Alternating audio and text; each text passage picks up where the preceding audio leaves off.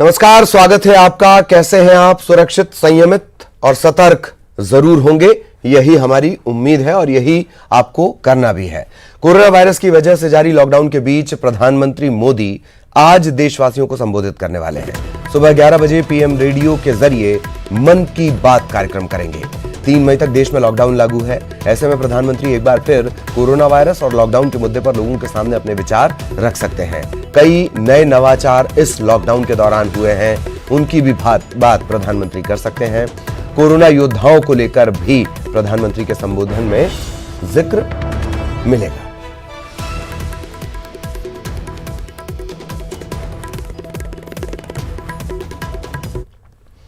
और चलिए अब आपको फटाफट अपडेट दे देते हैं। कोरोना की स्थिति क्या है देश भर की, सबसे पहले बात करेंगे कोरोना ब्रेकिंग। देश भर में कोरोना के 26,496 मरीज सामने आ चुके हैं। इनमें से 19,868 ये एक्टिव केसेस हैं कोरोना के। 824 लोगों की मौत हुई है और 5,803 लोग स्वस्थ भी हुए हैं। महाराष्ट्र में सबसे ज्यादा 7,628, दिल्ली में कोरोना के 2,625 मरीज, गुजरात में कोरोना के 3,071 मरीज, राजस्थान में 2,083 मरीज हैं।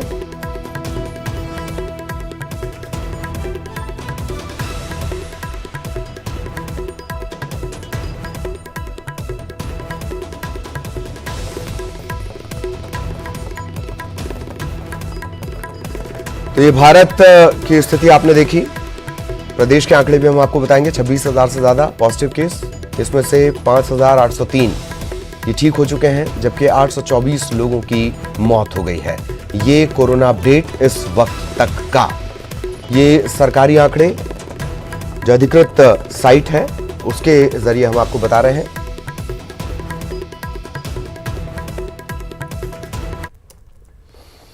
और प्रदेश का अपडेट आपको दे देते हैं। मध्य प्रदेश में कोरोना का कहर लगातार जारी है। मरीजों का आंकड़ा बढ़ता ही जा रहा है। मध्य प्रदेश में अब तक 2049 कोरोना के संक्रमण के मामले सामने आए हैं और इसमें से 312 स्वस्थ भी हुए हैं। 100 लोगों की मौत हो चुकी है। इंदौर सबसे ज्यादा संक्रमण को झेल रहा है। 1,176 यहां संक्रमित मामले हैं।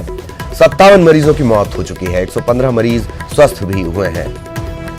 उज्जैन की अगर बात कर ली जाए, 103 संक्रमण के मामले यहां, 15 लोगों की मौत हो चुकी है, जबकि 4 मरीज स्वस्थ भी हुए हैं। इस मैप के जरिए और आसान तरीके से आप समझ लीजिए। जबलपुर में 59 संक्रमण के मामले सामने आए हैं। भोपाल में 377 संक्रमण के मामले सामने आ चुके हैं। ग्वालियर में स्थितियां बेहतर, ग्वालियर उस जोन में भी नहीं है, रेड जोन में भी नहीं है।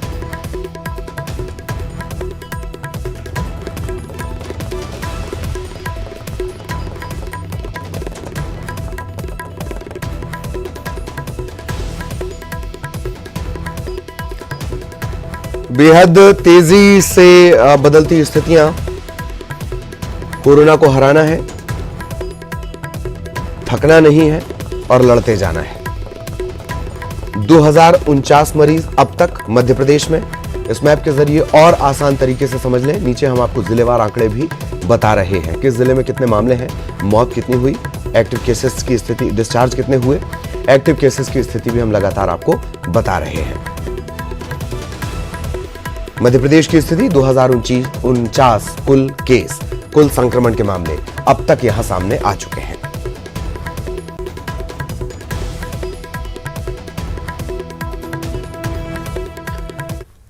और क्या कुछ इंदौर का अपडेट है। सहयोगी अरुण इस वक्त हमारे साथ जुड़े हुए हैं, उनके पास चलेंगे। शरद हमारे साथ भोपाल से जुड़े हुए हैं, शरद से भी हम जानकारी लेंगे क्या कुछ आज मोड ऑफ एक्शन रहेगा। शरद, सबसे पहले मैं आपके पास आना चाह रहा हूं, क्या कुछ मोड ऑफ एक्शन आज का नजर आने वाला है, वो भी तब जबकि स्थितियां लगातार बिगड़ रही हों। दूसरा, क्या केंद्र की तरफ से प्लाज्मा थेरेपी को लेकर कोई और अपडेट हो पाया? शरद।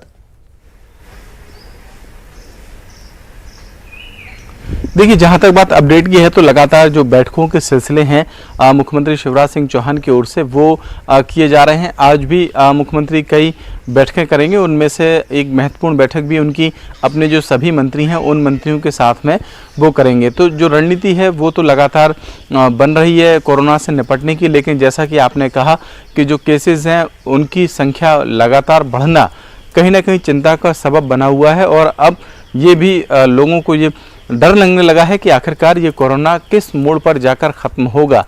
क्योंकि देखिए आज से ही मध्य प्रदेश सरकार ने कई स्तर पर जो लॉकडाउन है उसमें ढील दी है। ग्रामीण और शहरी इलाकों में ग्रामीण इलाकों में सभी तरीके की जो दुकानें हैं उनको खोलने की बात की गई है और शहरी इलाकों में जो मोहल्ले हैं उनके स्तर में जो दुकानें हैं उनको खोलने की बात कही है। लेकिन इसके बावजूद भी कुछ ऐसे शहर हैं जहां कोई रियायत नहीं दी गई है। मसलन अगर हम भोपाल की बात करें, इंदौर की बात करें, उज्जैन की, जबलपुर की, खरगोन की, धार की, यहाँ किसी तरीके की छूट नहीं है। तो अभी भी स्थितियाँ ये कहना कि कंट्रोल में है शायद थोड़ा सा जल्दबाजी होगा और इसी को लेकर जो मोड ऑफ एक्शन है वो मुख्यमंत्री शिवराज सिंह चौहान रोज मंत्रियों के साथ में और अधिकारियों के साथ में तय कर रहे हैं। जहां तक बात प्लाज्मा थेरेपी की है तो निश्चित ही वीडियो कॉन्फ्रेंसिंग के दौरान स्वास्थ्य मंत्री नरोत्तम मिश्रा ने केंद्रीय स्वास्थ्य मंत्री के सामने इस मुद्दे को उठाया था और उन्होंने ये कहा था कि अगर कोई हॉस्पिटल ये चाहता है तो वो एक इन्फॉर्मेशन उनको भेजकर ICMR की जो गाइडलाइन है उसके तहत काम शुरू कर सकता है। तो अरबिंदो जो इंस्टीट्यूट है इंदौर का, वहाँ की ओर से पहले क्वेरी गई थी, उन्होंने ये मांग की थी कि वो करना चाहते हैं। संभवतः ये प्रक्रिया आगे बढ़ गई है, लेकिन क्या इससे इलाज करना कारगर साबित होगा उन मरीजों के लिए जो पीड़ित पॉजिटिव हैं और वो भी ख़ास तौर से इसमें प्लाज्मा को लेकर भी कई तरीके के सवाल होंगे कि प्लाज्मा आखिरकार जो मरीज़ ठीक हो रहे हैं उनसे लिया जाए, फिर उसकी एक प्रक्रिया होगी। तो ये एक प्रक्रिया है जो पूरा करना होगा, लेकिन कह सकते हैं कि उम्मीद बेहतर की जानी चाहिए और अगर ये थेरेपी कोई कारगर साबित होती है तो निश्चित ही फिर इसको और मध्य प्रदेश में आगे बढ़ाया जाएगा। जी, लेकिन इसके कारगर साबित होने में इस समाज की, ज़्यादातर समाज की वो सड़ी हुई सोच भी इसमें शामिल है कि हमारे पास अच्छे दिमाग होते हुए भी अच्छे डोनर नहीं हैं, अच्छे दाता नहीं हैं और प्लाज्मा टेक्निक के लिए, प्लाज्मा थेरेपी के लिए डोनर बहुत ज़्यादा ज़रूरी हैं। इन सब के बीच जब ये शरद और अरुण हमें जानकारी दे रहे हैं, ये जानकारी भी हम आपको दिखा रहे हैं किस तरीके से अपडेट लगातार हो रहा है। अरुण, मैं आपके पास आना चाहूंगा। सिंघम स्टाइल अपनाई गई, तमाम तरीके अपना लिए गए, आंकड़ों में कहीं कोई कमी नहीं, इन सब के बीच क्या कुछ अपडेट है? एक बात। दूसरी बात, क्या मूवमेंट की कोई इजाजत मिलने की खबर है कि अब जिलेवार जाने की स्थिति बनेगी अगर रेड जोन छोड़ दिए जाए तो? अरुण,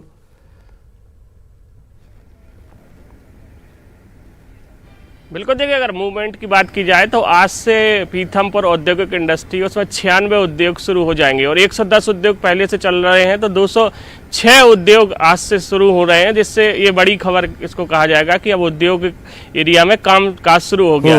लेकिन इंदौर की अगर बात की जाए तो इंदौर में कोरोना से चिंताजनक हालात बने हुए हैं। 1176 मामले अभी तक सामने आ चुके हैं और 500 जो सैंपल सुपरा लैब अहमदाबाद भेजे गए थे उसकी रिपोर्ट भी आज शाम को आएगी। तो उसमें भी करीब 20% का जो आंकड़ा होता है कोरोना पॉजिटिव होता है, तो करीब 100 के करीब और कोरोना पॉजिटिव मरीजों की संख्या बढ़ जाएगी तो इस संख्या 1200 के पार चली जाएगी। और अगर पांडिचेरी जो भेजे गए 606 सैंपल उनकी भी जांच रिपोर्ट आएगी तो उसमें से भी करीब 200 लोग बढ़ेंगे। तो अभी जो कोरोना पॉजिटिव मरीजों का आंकड़ा है वो लगातार इंदौर में बढ़ रहा है। लेकिन सबसे बड़ी बात है कि जो एहतियाती कदम उठाए जाने चाहिए थे वो प्रभावी तरीके से अभी भी नहीं उठाए जा रहे हैं। यहाँ पर अभी भी लोग बॉम्बे बाजार में इकट्ठे दिखाई दिए, कई लोग इकट्ठे हो गए थे, कई लोग घरों से निकल आए थे। प्रशासन का जो पूरी तरह से अंकुश है वो यहाँ पर नहीं लग पा रहा है। अगर किसी को कोई बात होती तो कलेक्टर यहाँ के जो मनीष सिंह हैं वो किसी के फ़ोन नहीं उठाते हैं। अगर किसी को मदद की ज़रूरत पड़ जाए तो उनको तक मदद नहीं पहुँच पाती। कल 150 जो मजदूर थे वो पीथमपुर से पैदल चलकर यहाँ टोल प्लाजा तक पैदल चलकर आए। 4 घंटे तक वो वहाँ पर खड़े रहे, पुलिस ने उनको रोक रखा था। उन्होंने कई बार जिला प्रशासन के अधिकारियों, कलेक्टर मनीष सिंह से बात करने की कोशिश की लेकिन उनका फ़ोन नहीं उठा। उसके बाद जब उन्होंने जो मंत्री हैं तुलसी सिलावट, यहाँ के प्रभारी मंत्री हैं, उनसे बात की तब जाकर उनको दूसरी जगह ले जाकर शिफ्ट किया गया। तो इस तरह के हालात इंदौर में हैं। इंदौर में तमाम स्थितियां अभी भी विपरीत बनी हुई है। सांसद शंकर लालवानी इस पर नाराजगी भी जाहिर कर चुके हैं कि जो मुस्लिम इलाके हैं वहाँ पर लोग इकट्ठे हो रहे हैं।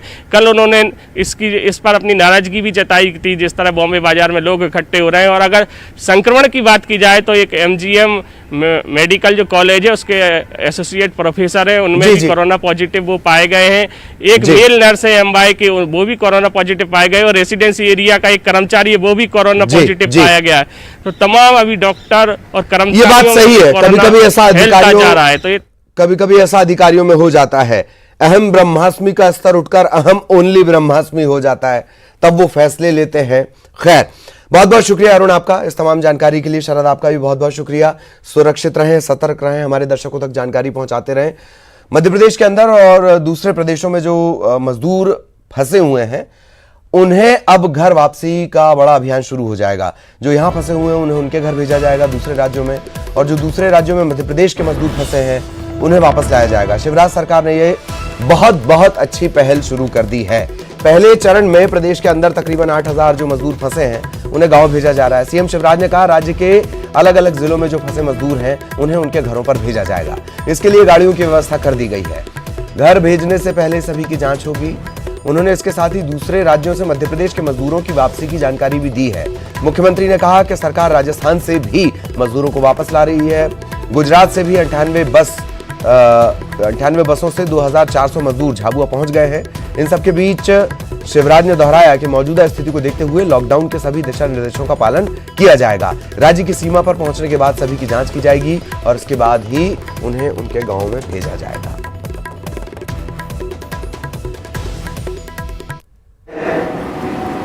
मध्य प्रदेश के अन्य जिलों के जो मजदूर हैं, जो खेती के काम के लिए आए थे, कटाई के काम के लिए आए थे, अन्य स्थानों पर मजदूरी करते थे, लॉकडाउन के कारण वो अपने घर नहीं जा पा रहे थे।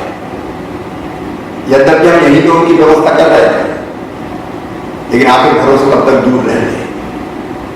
इसलिए हमने फैसला किया कि प्रदेश के अन्य जिलों के मजदूर अगर किसी जिले में फंसे हैं तो हमारे उन भाई बहनों को हम उनके जिले में भेजेंगे। और आज उस निर्णय में क्रियान्वयन प्राप्त हो गया।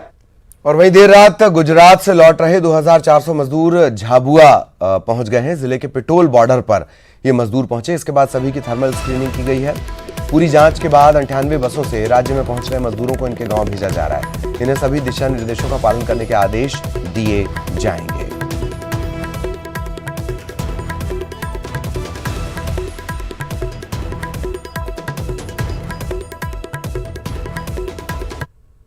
इसको शिवराज सिंह मामा को और अपने सरकार को यहाँ पे शिवराज सिंह चौहान जी ने बुलाया है। मैं उनको थैंक यू बोलना चाहती हूँ। पूरी समस्त बीजेपी पार्टी को धन्यवाद करना चाहता हूँ जो हम लोग वहाँ पे फंसे थे और हम लोग घर पहुँचा रहे हैं हम लोगों को। हम बहुत खुश हैं। क्या नाम मामा जी को थैंक। और लॉकडाउन होने के चलते गुजरात में प्रदेश के हजारों मजदूर, मध्य प्रदेश के हजारों मजदूर फंसे हुए हैं। इन मजदूरों को वापस लाने की मांग पर शिवराज सरकार ने फैसला लिया है। फंसे हुए मजदूरों को वापस मध्य प्रदेश लाया जाएगा और आदेश के दूसरे दिन ही गुजरात राज्य में फंसे मजदूरों को वापस लाने का काम शुरू भी हो गया। शनिवार की देर रात मजदूरों का पहला जत्था अलीराजपुर भी पहुंचा है। इसमें अलग अलग जिलों के तकरीबन 150 मजदूर हैं।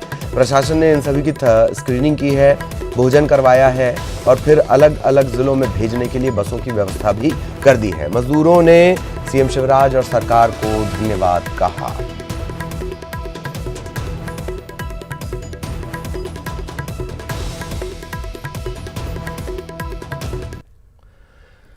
और शिवराज सरकार ने कोरोना महामारी के कारण जारी लॉकडाउन में कुछ राहत देने का फैसला किया है। सरकार ने ग्रामीण इलाकों में सभी तरह की दुकानें खोलने की अनुमति दे दी है। इसी तरह शहरी इलाकों में मोहल्ला स्तर पर दुकानें खोलने की छूट रहेगी, लेकिन भोपाल, इंदौर, उज्जैन और खरगोन में कोई ढील नहीं रहेगी। सरकार ने इस बारे में एक निर्देश जारी कर दिया है। आज सुबह से ये लागू माना जाएगा। सरकार की तरफ से ये साफ कर दिया गया है कि ऐसे इलाके जो हॉटस्पॉट हैं, रेड जोन में आते हैं, वहां किसी तरह की छूट नहीं दी जाएगी।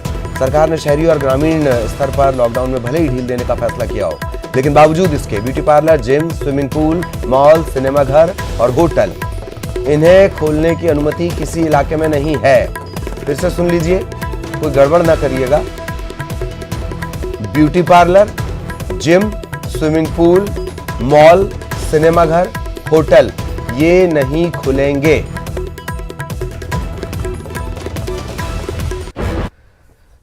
कोरोना संकट के चलते 8वीं सदी के मंदिर बाबा केदारनाथ धाम में परंपरा बदली गई। बाबा केदारनाथ की डोली यात्रा वहां से हुई है। उखी मठ से शुरू हुई वाहन यात्रा गौरीकुंड पहुंची।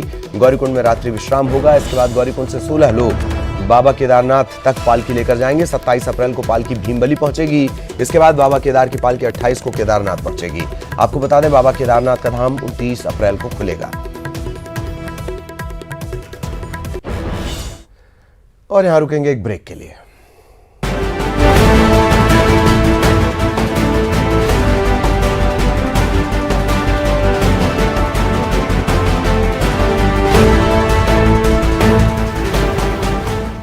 ब्रेक के बाद आपका स्वागत है। कोरोना ने सभी त्योहारों की रौनक छीन ली है। भोपाल में अक्षय तृतीया के मौके पर इस बार बाजारों में रौनक नहीं है। लॉकडाउन के चलते सराफा चौक बाजार बंद है, दुकानों पर ताले लटके हुए हैं। आपको बता दें कि अक्षय तृतीया पर जेवरात की, खासतौर पर गोल्ड की बम्पर खरीदी होती है और इस दिन हजारों शादियों का रिवाज भी है। लेकिन कोरोना महामारी के चलते अबूझ मुहूर्त में सामूहिक समारोह पर रोक है।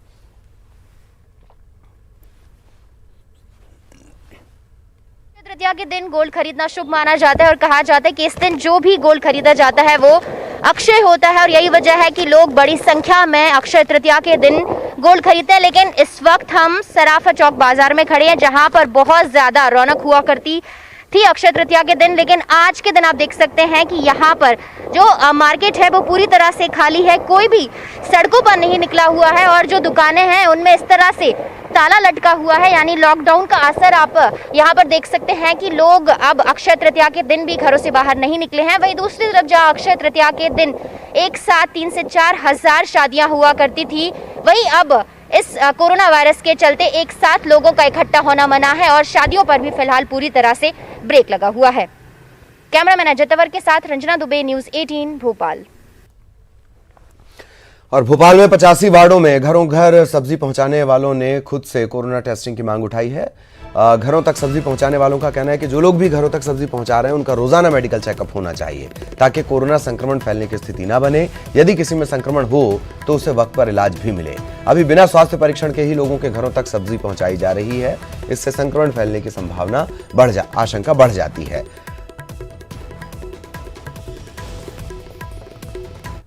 को संक्रमण से बचाने के लिए जिला प्रशासन ने घर घर सब्जी और राशन पहुंचाने की सुविधा शुरू की। आप देख सकते हैं कि ये सब्जी का एक ट्रॉला है जो कि घर पहुंचता है, लोगों के घरों पर सब्जियां और राशन पहुंचाता है। सब्जियां आप देख सकते हैं कि यहाँ पर रखी हुई हैं और ये जो सब्जी वाले हैं वो 11 मील से सुबह सब्जियां कलेक्ट करते हैं और उसके बाद एक एक वार्ड इन ट्रॉला वालों को दिया गया है। उसके बाद ये वार्ड में जाकर सब्जियां पहुंचाते हैं। लेकिन इस वक्त हम ग्राउंड रिपोर्ट पर हैं और ये जानने की कोशिश करेंगे कि भले ही जो जिला प्रशासन है उन्होंने लोगों को संक्रमण से बचाने के लिए इस तरह की सुविधा शुरू की है, लेकिन किस तरह से ये जो सब्जी विक्रेता हैं क्या वो खुद पूरी तरह से स्वस्थ हैं या फिर इनकी स्क्रीनिंग होती है या फिर कोई चेकअप है जो किया जाता है। यानी इस वक्त हमारे साथ ये जो सब्जी विक्रेता उन्हीं से भैया, आप लोग कहाँ से सब्जियां कलेक्ट करते हैं और कितने बजे निकलते हैं? 11 मील से सब्जी कलेक्ट करते हैं और अर्ली मॉर्निंग सुबह 3:30 बजे निकलते हैं। आप घर घर पहुँचते हैं, तो क्या आप लोगों का सब्जी लेने से पहले और घर जाने से पहले मेडिकल चेकअप होता है क्या?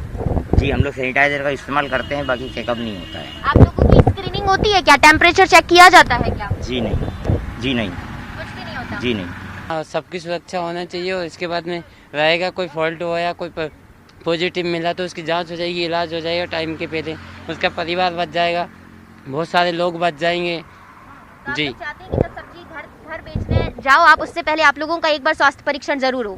जी मैम, हम चाहते हैं कि हमारा एक बार जरूर होना चाहिए। सुना आपने कि ये सब्जी विक्रेता हैं, वो भी हैं जिन्होंने खुद ये मांग उठाई है कि इनका मेडिकल परीक्षण होना चाहिए, यानी स्वास्थ्य परीक्षण होना चाहिए, क्योंकि ये घर घर जाकर सब्जियां बेचते हैं। हालांकि अभी सब्जियां लेने से पहले जो सब्जी विक्रेता हैं जो घर घर सब्जी पहुंचाते हैं उनके स्वास्थ्य परीक्षण की कोई सुविधा नहीं है। ऐसे में खुद ये सब्जी विक्रेता इनकी यही मांग है कि इनका स्वास्थ्य परीक्षण हो, क्योंकि अगर इनमें कोई लक्षण है तो इनकी वजह से ना तो कोई दूसरा संक्रमित हो और इस तरह से जो संक्रमण की चेन है उसको तोड़ा जा सके।